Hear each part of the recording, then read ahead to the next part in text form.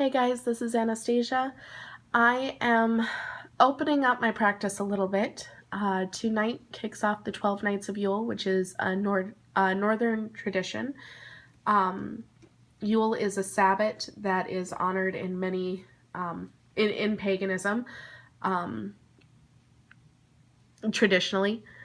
But in northern tradition, they have the night before through New Year's Day or New Year's Eve is the 12 days of Christmas, or 12 days of Yule. Whoop, whoop. Sorry, putting in a Christmas carol in my head. It connects to the 12 days of Yule. Each night you celebrate one and specific aspect or a specific god or goddess or a virtue. Tonight, actually, before I get into that, so every year it starts on the 20th, regardless of when Yule falls, because it can be a Sabbath that falls somewhere different. It starts on the 20th with Mother's Night, and every year I observe this, but I really wanted to open it up to share a bit of what I do and why I do it, and kind of, I guess for lack of a better reasoning, I acknowledge that my path is definitely eclectic. It is pulling from all different sources and taking what gels with me and what doesn't. I don't like titles. I don't like boxes. I like exploration. I like discovery. I like journeying. And while I do have a Nordic path, it is blended with Celtic. It is blended with Romani. It is blended with kitchen witching. It is blended with all sorts of things. And so how I observe the 12 days of Yule is going to be drastically different, I imagine, from someone who is heathen, or someone who is strictly northern traditions, or Asatru, or however you identify. I understand my way of doing things is not going to be correct in many ways. But I wanted to share because, as I have said from the beginning of starting my channel, there is no right, there is no wrong. There is simply what you do. And what I do may work for someone else. What I do might offend someone else. Please know that's not my intent. It never is. But I think it's cool to share insights into our paths. We obviously don't want to share everything, because otherwise it's a little less than I feel. Like I'm starting to understand why people don't share everything. But I felt compelled to share a bit. So that is what I'm doing. To save you from another 10-minute dissertation on why I'm doing something, I am sharing my 12 days of Yule because I felt compelled to, and I felt like it was important to show a little glimpse into my practice, because I haven't been doing that much, and I'm feeling called to. So yes, every night for these next 12 days, I'll be doing a little video. Hopefully little. I understand my videos get long. I'm sorry. Some nights maybe I'll just pop on with a ritual. Sometimes maybe I'll do a craft. Maybe sometimes, like tonight, it'll be a witchy ramble. It will be what it is, and it will be what it will be. And hopefully others will enjoy it. And if not, obviously I need to do it if I'm feeling compelled to do it. So I'm going with it. So tonight is Mother's Night. Mother's Night is traditionally a night when many will honor Frigg. Some I've heard also honor Freya. I do not work with Frigg or Freya, so I do take tonight to honor my matron Hel. Right off the bat, I know that will not mesh with what a lot of people believe in Northern tradition. There are some branches of Northern tradition that don't even acknowledge Hel as a goddess. She may be a queen of the dead or a queen of the underworld, but she is not a goddess. Some do not see her as a desirable thing in any way, shape, or form. I can wrap my head around why, and I certainly don't mean to diminish those views, because people that have them, you have them for a reason. But for me, how I have come to know her, what my relationship is with her, how I have worked with her, even though she is not traditionally a mother, and even I would be able to say, no, she's not a mother goddess, but she is my mother. She is my matron. She has taught me many motherly lessons. Granted, they may have been a bit of the dark mother ilk, a bit of that crone energy, as opposed to, the warm fuzzy. The best way I've put it, I think, is she is, for me, as that mother energy goes, she is that motivation. She is that determination. She is that, here is your potential. Why aren't you meeting it? What is holding you back? Let's focus on that. Get rid of that junk, because you don't need it. And push. It's every time I say I'm going to do X, Y, and Z, and then X, Y, and Z might not happen. And the voice comes to me that quickly, well, why didn't it happen? And I respond in my own way, oh, well, this came up, this came up, this came up. Oh, okay, so why didn't it happen? Those are excuses. Excuses don't mean anything. It's that energy that makes you strive to be more and be better, and puts that fire back in your step when you feel like you can't go on anymore. My grandpa Alan, and I realize he was a grandfather, not a father, or not a mother or a grandmother, but he was very much that energy. He was never a warm and fuzzy guy. He was never, the grandpa that you would want to sit on his knee and he would tell you wonderful stories of yesteryear. Instead, you would sit in the living room while he had a glass of wine, and you would sit there and gossip about politicians or celebrities and what was wrong with the world and why were people idiots. And the whole reason for that was because he wanted you to take those stories and learn from them so you wouldn't make those mistakes. And when you did trip up and make those mistakes, he would be the first one there to go, now, I told you not to do this. Why didn't you learn from, John Kennedy that this was going to happen? It's like, Grandpa, not John Kennedy. How would I know that this was going to happen? Well, it was in the story. I told you this is what happened with him. You should have known. You shouldn't do this. Not that I ever did anything John Kennedy did, but you get the point.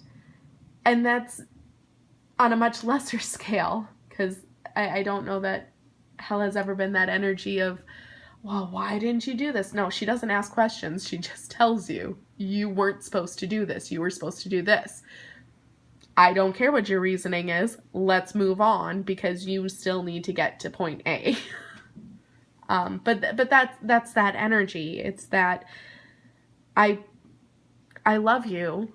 I don't need to hug you to show you that I love you. Instead, I will push you and motivate you to make you meet the potential that I know you have. You might not see your potential, but I do. And I will make sure by the end of your days, you will not only see that potential as well, but you will have met it. You will have earned it. That is the kind of mother energy that Hel has given me. The other goddess that I am doing honor to on this night, even though she is not even part of the Nordic tradition, is Aphrodite. Last Ostara, she came to me and basically came to me at a point when I felt I was failing everything. I was losing everything. Everything was exploding in my face, and I didn't know what to do, and I didn't know how to do it. I call it my awakening through Hegelas. It was that, let's destroy everything to rebuild it. And I think I do credit hell a bit with this, given a vision that I had concerning her. But I feel like, in a way, as hippy-dippy as this sounds, I feel as though the gods knew and the goddesses knew shit's gonna happen and she's not gonna be able to handle this. And Cernunnos is kind of out and about because that's how he rolls. And hell is hell, where, hey, I'll help you, I'll hold you, but it's not that warm and fuzzy support and healing that you necessarily need. We need to get someone in here to help. And because I started having dreams and visions of Aphrodite and started getting signs from Aphrodite, and then I had a vision of hell basically saying, yeah, no, you need to work with her as well. We all need to work together here because you're a flounder in check. And Aphrodite has been so instrumental with her energy for healing, but also guiding me with my own trials and tribulations with motherhood in my mundane life, as well as spiritual in every other way. Because I'm not, this happy-go-lucky, gee, I can't wait to be a mom. I've never been that person. I've always known I've wanted children, but when I found out I was going to have one, it terrified me. I didn't know what it meant to be a mom. And I realized that sounds so ridiculously stupid, but it's true. And to this day, it scares me. There are times Lily looks at me and asks a question, and I'm just like, I'm answering it this way, but I'm pretty damn sure that's not how I'm supposed to be answering it. It's that trap of suppose. Am I supposed to do this way? Am I supposed to do that way? Am I supposed to say this? Am I supposed to say that? Am I supposed to even dress this way? I mean, it's ridiculous, all the anxiety you can come up with when supposed to comes into the realm. And when I make that wrong choice, because I always do, I'm not saying I always make the wrong choice, but I will always make at least a wrong choice. And when that happens, I will beat the crap out of myself. And I think there's a certain amount of good that can come from kicking yourself in the pants. Wow, I apparently am now 80 years old. That just sounds like something my grandmother would have said. But it's true. I think there's a certain amount of beating oneself up that can be good. It can motivate you. It can pick you up off the ground and make you try that much harder. It's that determination that you get when someone says, you can't do this. It's like, wait, what? I can't do what? Oh, F off, hippie. I can totally do this. I got this. And you get that fire built up in you. That's, again, kind of echoing back to that hell energy. But there's a lot of times when you can beat yourself up to the point where you're just a bloody mess.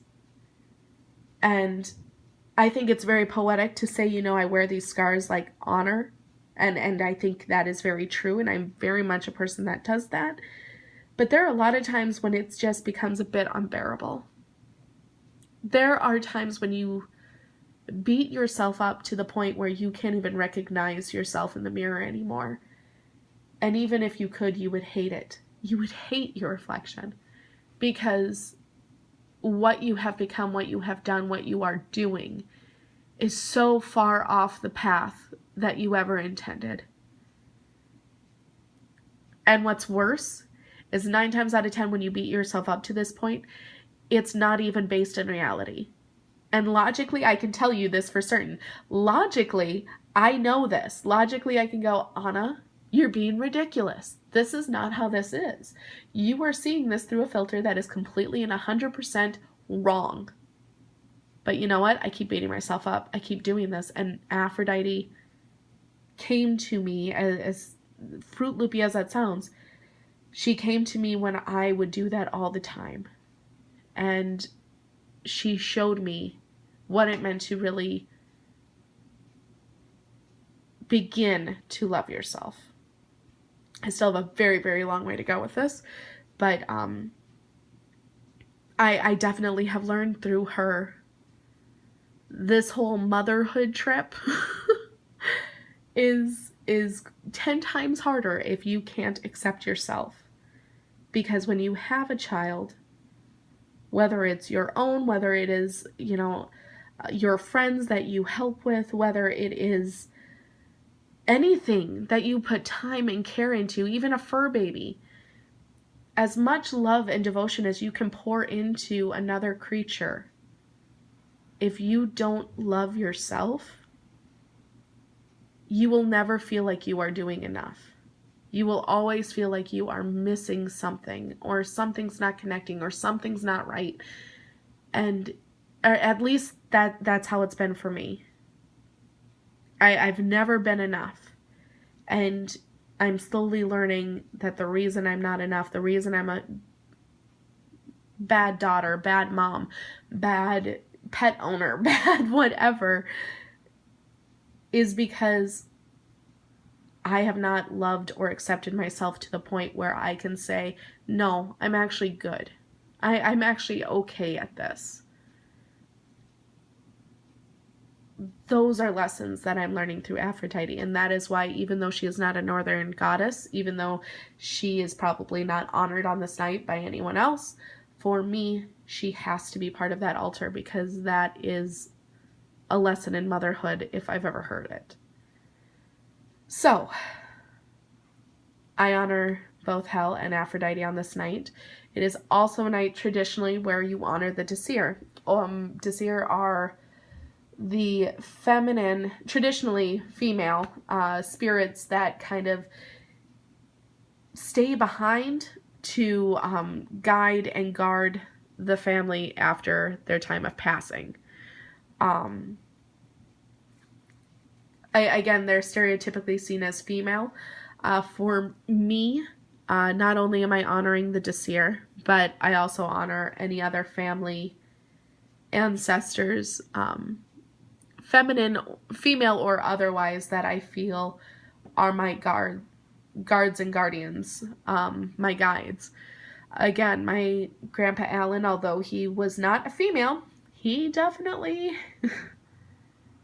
had that motherly, in a way that he still had a very feminine power to him.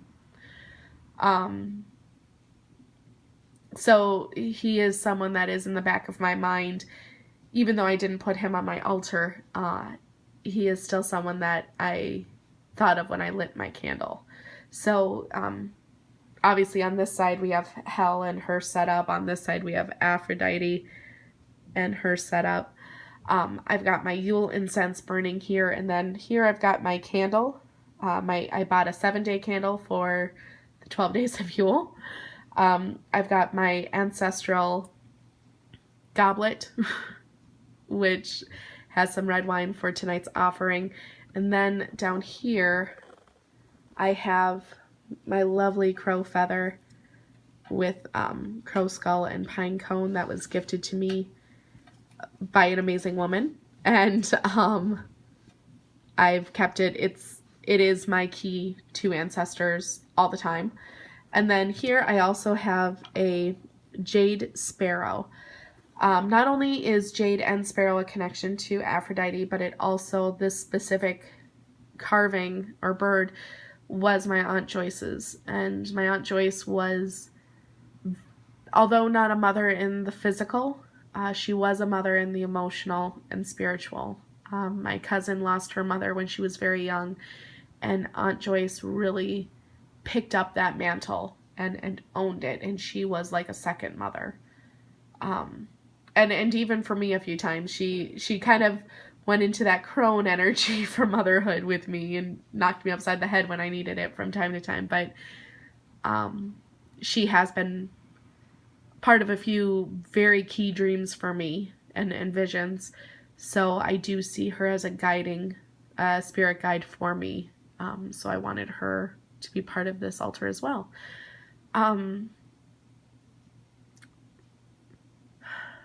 So yeah, I've kind of gone through some lessons that I've learned from Hell and Aphrodite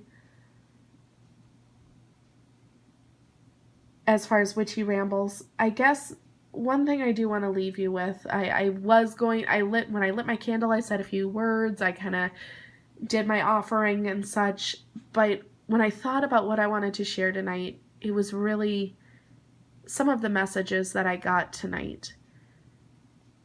The major one for me is just the reminder that ceremony doesn't need to be a formal ceremony or ritual. There it is. Ritual does not need to be a traditional ceremony, a formal ceremony. There it is. Tonight I had a ritual outlined. I had this, that, and the other thing kind of all planned out. And then when I got home, it hit me. No, I just want to make beef stroganoff because it's my mom's favorite. It was my grandma's recipe, and it is a Russian dish, which most of my ancestry comes from Russia. So I've got the trifecta when connecting to mother, grandmother, and other ancestors.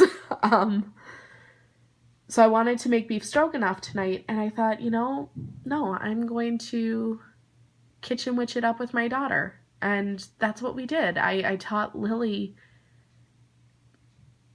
some cooking things, and we made dinner together. And while we were doing it, I was telling her my personal correspondences. It wasn't even me whipping out a book and reading verbatim from a book. And yes, a lot of my correspondences I do have pretty much ingrained in my head. Some of them are really easy. You salt the water. Okay, well, salt, protection, purification, cleansing. Then you've got water, which is, element of life.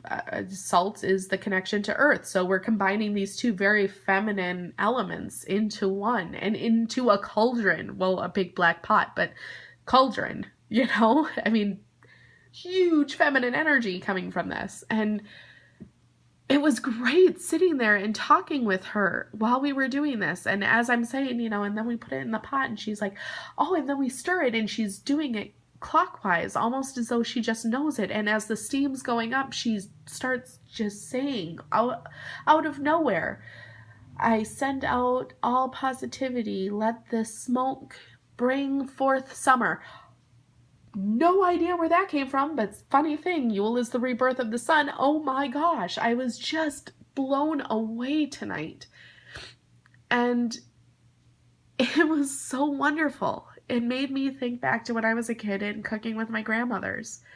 And it made me think about when I first kind of discovered kitchen witching and really started thinking and putting intent into cooking, and then just seeing her just saying whatever came to her head as the smoke went through the air, and it was all these warm, positive things that she was sending out into the universe through the smoke that was dissipating into the air. It occurred to me, if I had taken that time to do this grandiose formal ceremony, I would have missed that. And I would have missed that connection. Would I have gained some great insight and knowledge? I'm sure I would, because I mean, there's something to be gained out of everything you put time and effort into.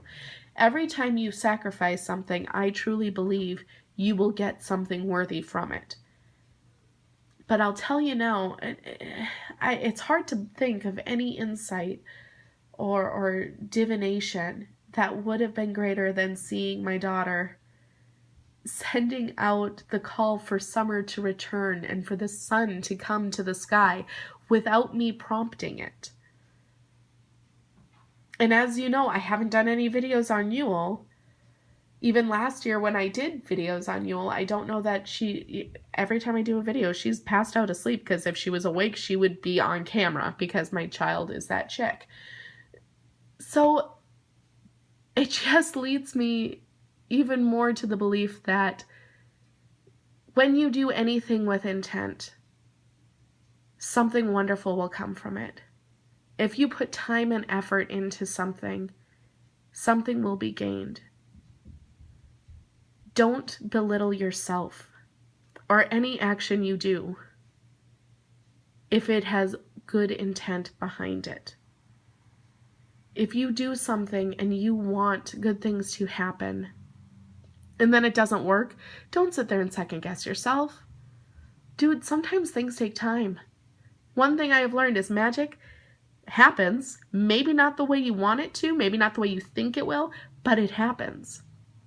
You've just got to let it do its thing, and you have to believe, not only in it, but in yourself. And sometimes that is the deal breaker. I have seen so many women and men and non-binary. I have seen so many people, let's leave it like that, so many people who believe in so much and put so much work into others. But when it comes to themselves, they just are empty. And you know, I'm guilty of that as much as anyone else. I look at myself in the mirror and there are days I just hate what I see. And I don't mean hate as in like, hey, that's just a word. No, I truly mean every inflection of it. I mean every bit of its definition. When I say there are times I see my reflection and I hate it. So of course there are going to be times I stumble. Of course there are going to be times when things that I want to happen don't happen. Because I don't believe in myself. But the minute we just walk away and we look at something without second guessing, without self-doubt, some truly amazing things can happen if we just shut the Hades up and listen.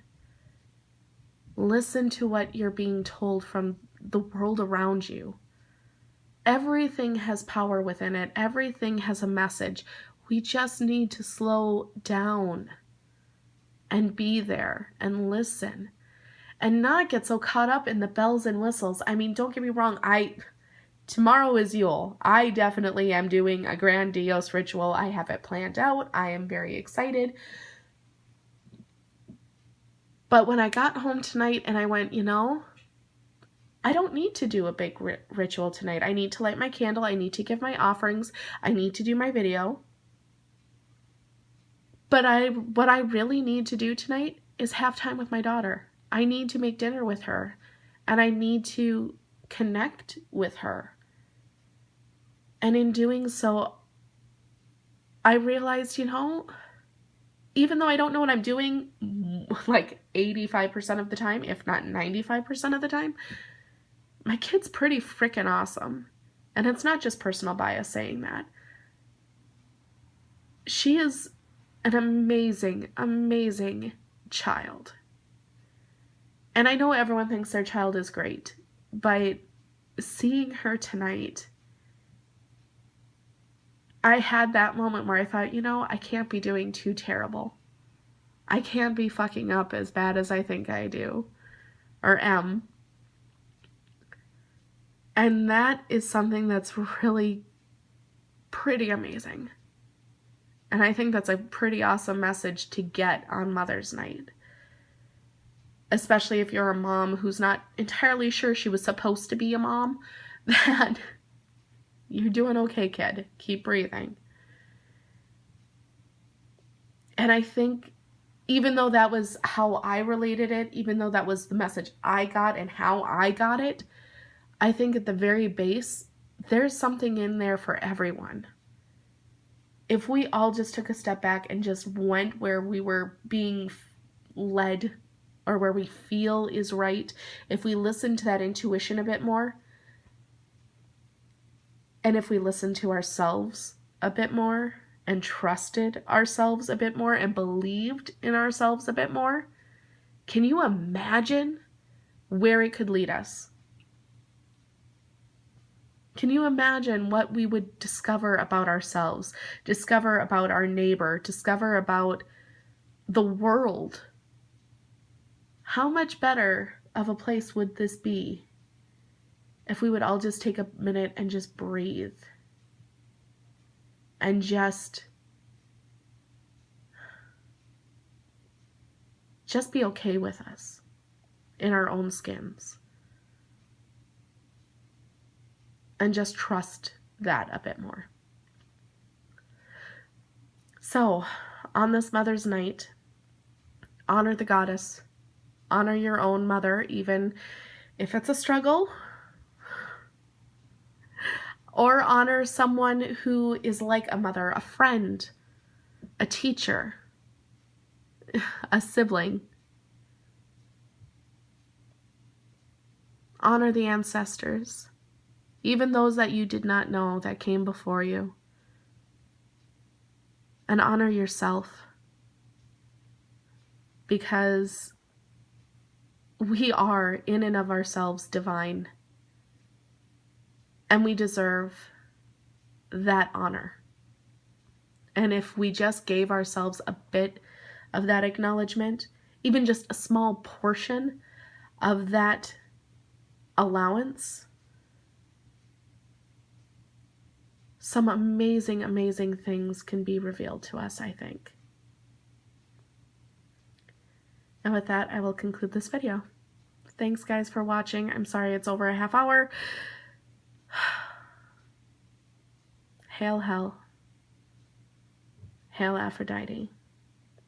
Hail mothers and the divine feminine of all. Hail the Desir. Hail the ancestors.